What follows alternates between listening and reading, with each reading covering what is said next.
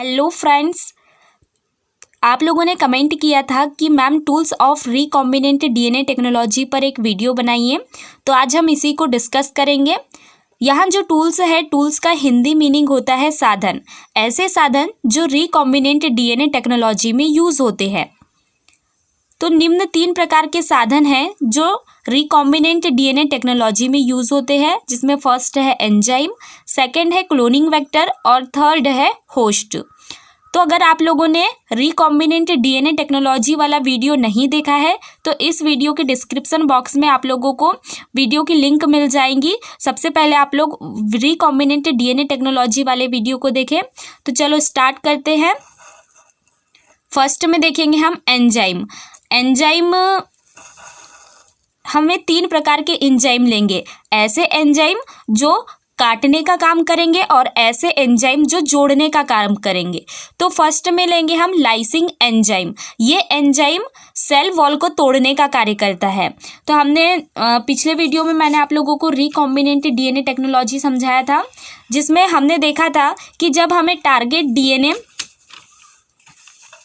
जब target DNA प्राप्त करना होता है तो सबसे पहले हम सेल को लाइसिस करते हैं, सेल को तोड़ देते हैं। तो टारगेट डीएनए पाने के लिए हम क्या कर रहे थे, सेल का लाइसिस कर रहे थे। तो सबसे पहले हमें यही काम करना है कि हमें किसी भी टारगेट डीएनए को निकालने के लिए सबसे पहले सेल वॉल तोड़नी होगी एंड सेल के अंदर जितने भी ऑर्गन्स मौजूद है उसे भी लाइसिस करना होगा। तो इस प्रोसेस के लिए हम यूज़ करते हैं लाइसिस एंजाइम। ठीक है। एग्जाम्पल के लिए सेल्यूलोज को तोड़ने के लिए हम सेल्यूलेज एंजाइम यूज़ करेंगे। काइटिन को तोड़ने के लिए काइटिनेस एंजाइम यूज़ करेंगे। तो सेल्यूलोज जो है सेल वॉल वो बैक्टीरिया की होती है और काइटिन सेल वॉल होती है फंजाई की। नेक्स्ट देखते हैं क्लीविंग एंजाइम। क्लीविंग एंजाइम, ये एंजाइम डीएनए मॉलिक्यूल को काटने का कार्य करते हैं। अब हमने जो सेल वॉल को ब्रेक डाउन किया है, अंदर जो डीएनए है उस डीएनए को काटने के लिए हम क्लीविंग एंजाइम का यूज़ करते हैं। ये 2 प्रकार के होते हैं। फर्स्ट होता है एक्सोन्यूक्लियस और सेकेंड होता है एंडोन्यूक्लियस।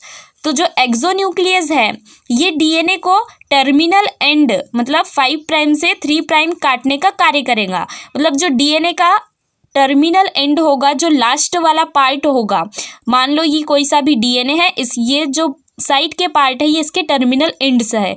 तो एक्सोन्यूक्लियस इसे टर्मिनल साइड से काटने का काम करता है। और जो एंडोन्यूक्लियस एंजाइम है ये डीएनए को बीच से काटने का कार्य करता है। ये हमारा डीएनए है और इसे बीच से काटने का कार्य करेगा एंडोन्यूक्लियस। एग्जाम्पल है रेस्ट्रिक्शन एंडोन्यूक्लियस।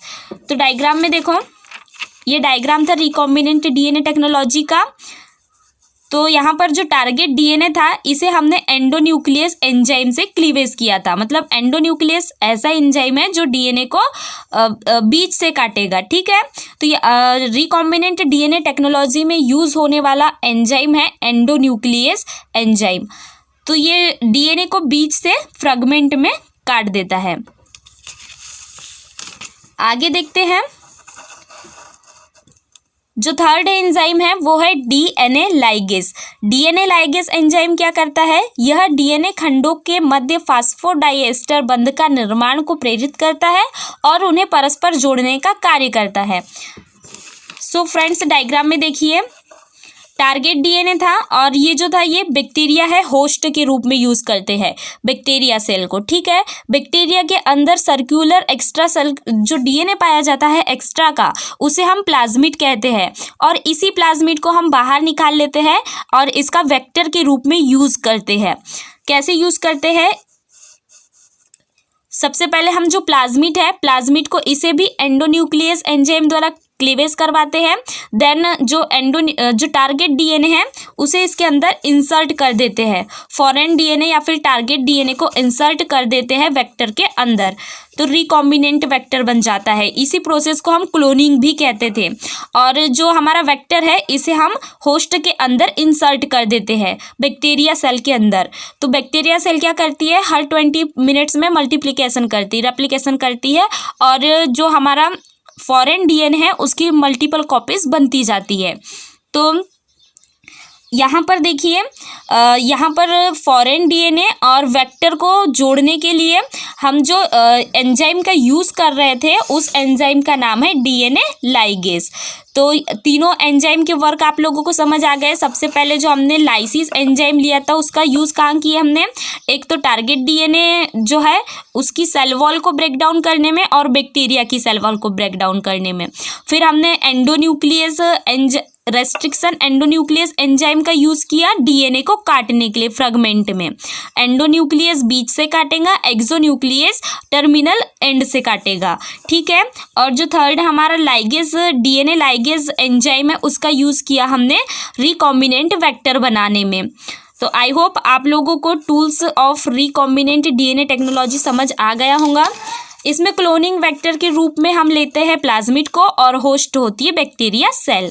सो फ्रेंड्स, अगर वीडियो अच्छी लगी तो वीडियो को लाइक करना एंड अगर आप लोग इसी प्रकार से और कमेंट कीजिए कि आप लोगों को किस टॉपिक पर वीडियोस चाहिए। So thank you.